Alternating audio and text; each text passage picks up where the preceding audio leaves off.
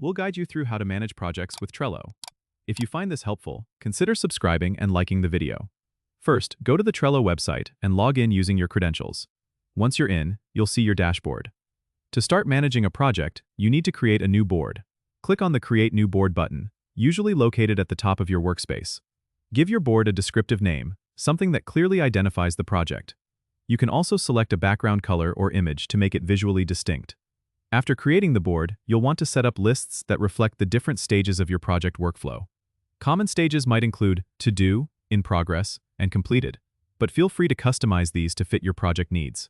Now, within each list, you can add cards, which are essentially tasks or items that need to be completed.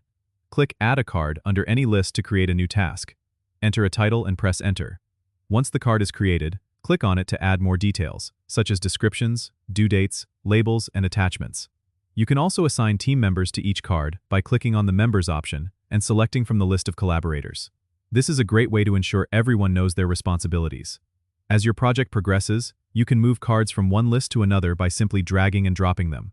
This visual movement of tasks helps in tracking project status effortlessly. Trello also allows you to automate workflows using Power-Ups and Butler, which can save you time on repetitive tasks. Explore these options to streamline your project management even further. Remember to regularly check notifications and updates to stay on top of any changes or comments from your team. This ensures smooth communication and project flow.